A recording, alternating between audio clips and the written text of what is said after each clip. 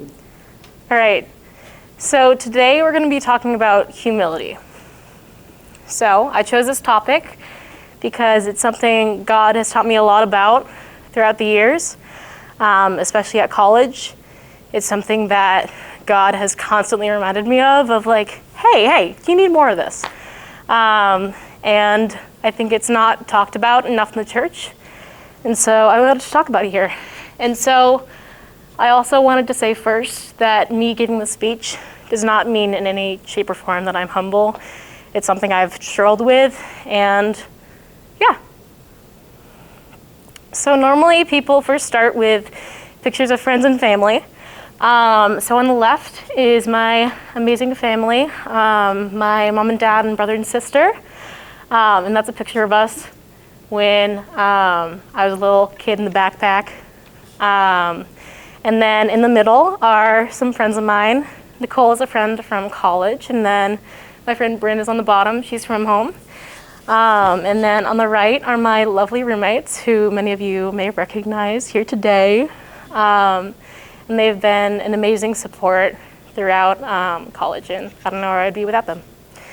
So next is some of the things I do. So the left is my MQP. I love anything and everything to do with medical devices, so that's represented in the middle. And I love everything about music, as you may see up here. And so next, we're going to be talking about what is humility. And so I first thought I would start with a definition from Merriam-Webster: the quality or state of not thinking you're better than other people. So later on, we're going to have a new definition, a quote from C.S. Lewis, but I thought I would start off with this, just a regular definition from a regular dictionary.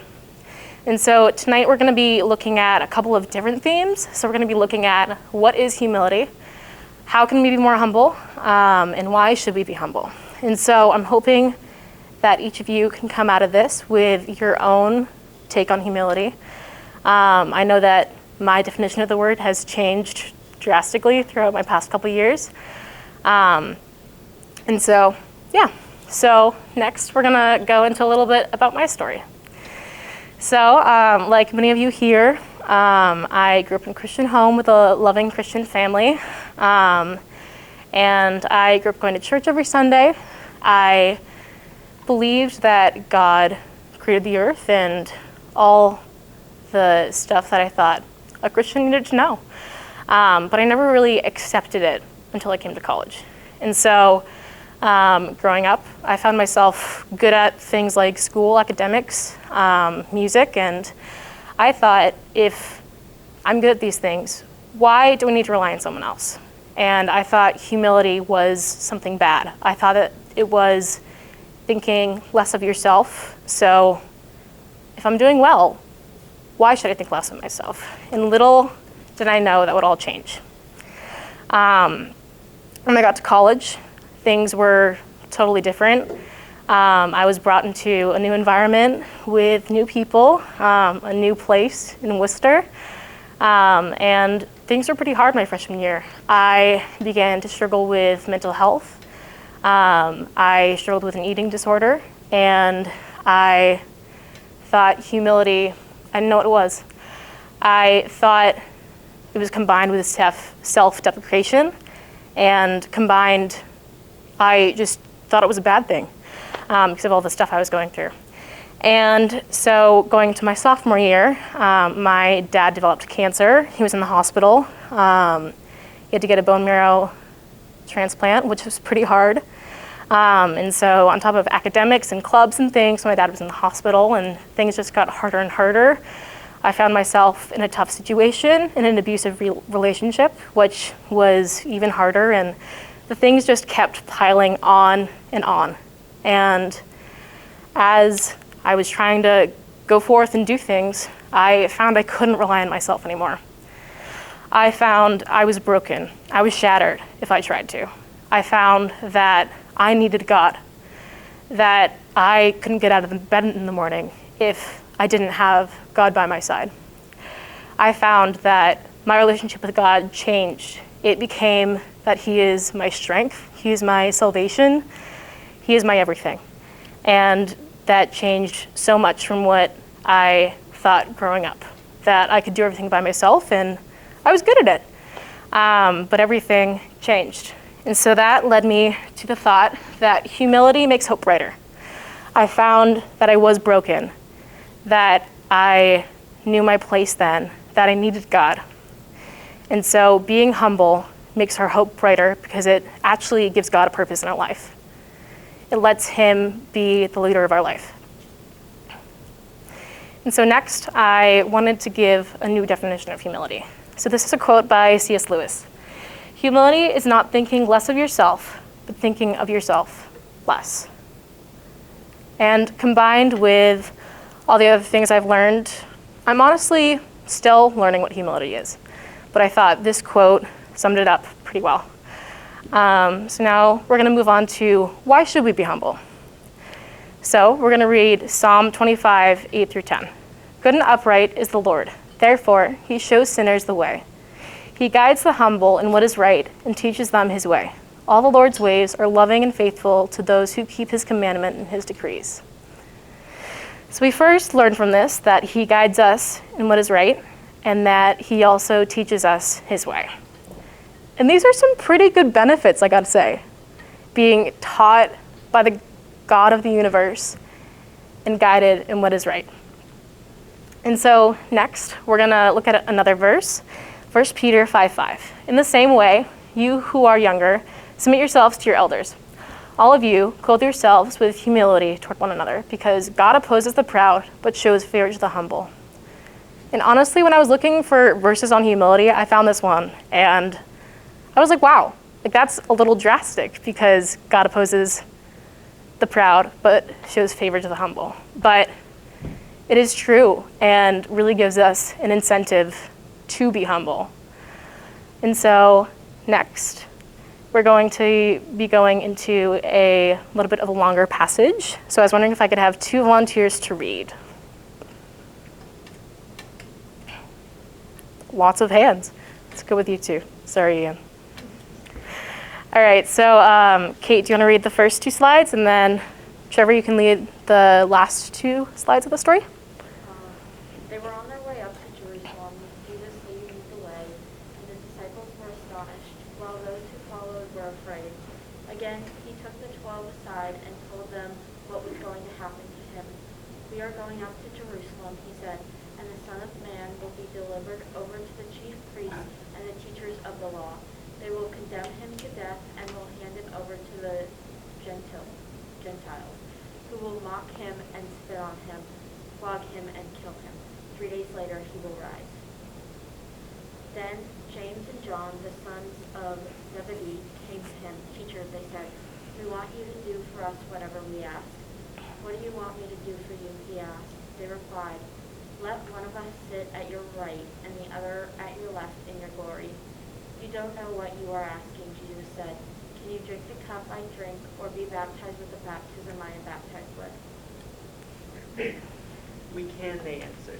Jesus said to them, you will drink the cup I drink and be baptized with the baptism I am baptized with. But to sit at my right or left is not for me to grant. These places belong to those for whom they have been prepared. When the 10 heard about this, they became indignant with James and John. Jesus called them together and said, you know that those who are regarded as rulers of the Gentiles lord it over them, and their high officials exercise authority over them. Not so with you. Instead, whoever wants to become great among you must be your servant, and whoever wants to be first must be a slave of all. For even the Son of Man did not come to be served, but to serve, and to give his life as a ransom for many.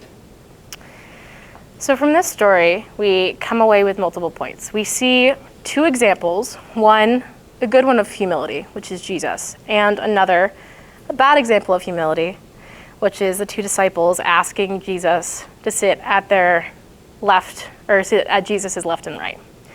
And Jesus responds with, first, whoever wants to be first will be last, and whoever wants to be last will be first. And we also see this in another passage in Mark, but I wanted to read this one. But from this, we see an example of Jesus telling us we should serve, which might seem a little weird, but many rulers of today and in the days of Mark, they show their authority by ruling with power, by ruling and lording it over all the people under them. But Jesus calls us to do something different, to show authority by serving. And we're given an amazing example. Jesus is the perfect example of humility. And I think we often overlook that and overlook a lot of the things of Jesus being a perfect example of. And it's amazing that we have this example. So next we're going to look at another verse of Jesus being the perfect example. Rather, he made himself nothing by taking the very nature of a servant, being made in human likeness. Philippians 2:7. Again, we see the point here of becoming a servant. And that is something that is really hard to do. And it's hard to put yourself in that position, but we are called to do it. And later we'll talk about how we can be more humble as some action points. And we'll talk about that there. So the next point I wanted to bring up was something Gabby actually brought up in our discussion group last week. She said this quote, "God can use us, but he doesn't need us." And this really hit me. I was thinking about it more as the week went on, and I knew I wanted to do my senior speech on humility, and I had started it, but it really just fit in really well. So thank you.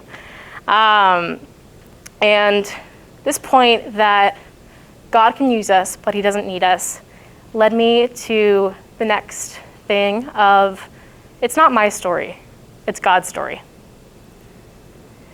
And so we play a role in God's amazing story, which I think sometimes we forget. We think we're living our own lives. We think we're good at what we're doing, so it's our life. We can do what we want. But we forget that this is ultimately God's story. And you may say, if this is God's story, why am I important? But the next thing is that God chose you. Ephesians 1:4-5 says, "Just as he chose us in him before the foundation of the world, that we would be holy and blameless before him. In love, he predestined us to adoption as sons through Jesus Christ to himself, according to the kind intention of his will." And this is amazing. The God of the universe chose us. And that's crazy. And honestly, I find it really hard sometimes to say, how am I going to play a role in his story? Like, how am I going to do that? I'm broken, and I need God. And so next I wanted to talk about a point of how we need God and understanding God's place in our lives.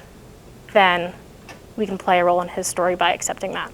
So this quote is by my friend's grandmother. She was a woman who was amazing. She would talk about Jesus in every conversation she had. And this quote, everyone in our church has used it so many times. And so the quote is, you don't have to be amazing. God is amazing. You just have to be available.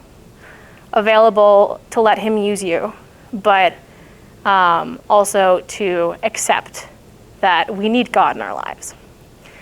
And so I wanted to next go over some points of how we can be humble.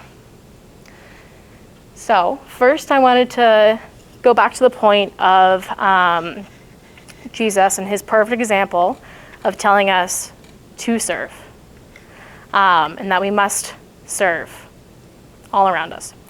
And so we can become humbler by serving others around us. And so the next 2 points go together, putting your hope in the Lord and accepting God's position in your life. And going back to the point I made earlier of how humility makes hope brighter. Hope means so much more when we accept that we are broken, that we are shattered, that we do need God, and accepting his position in our life will help us to become humbler. And so, lastly, the last 2 points are trusting God and praying for humility.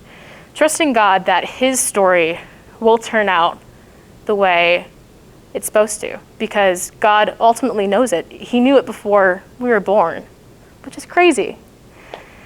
And also praying for humility. Just as Solomon prayed for wisdom, we can pray for humility. And sometimes God's answers to prayers are no, or sometimes you just have to wait. So being patient and praying, God will work it out the way it's supposed to, that it all comes to his glory. And so we're going to close out in prayer following that last point. But first, I wanted to say thank you for listening. And if you have any questions, feel free to ask. I'd be happy to discuss anything if you have any questions. And I also wanted to say, being humble is hard. And those points I said before, they might make you more humbler. But again, we do need to rely on the Lord because it is his position in our life. And so lastly, I'm going to close this out in prayer. So bow your heads with me. Dear God, thank you for this day. And thank you that you are the Lord of our lives. That we don't have to do everything each day by ourselves. That we have someone to give us a purpose, God. That you allow us to be kingdom builders, God. I thank you for that purpose, and I pray for everyone in this room that they will accept their position in your story, Lord, and accept humility as it is, God, and accept that they do need you, Lord. And I pray that you will give us more humility, Lord, that as we go into this next week, that we're able to be servants to others and trust you, Lord. And thank you. In Jesus' name, amen. All right, so that is all. I'm going to turn it back over to Tim, and we're going to have some discussion groups.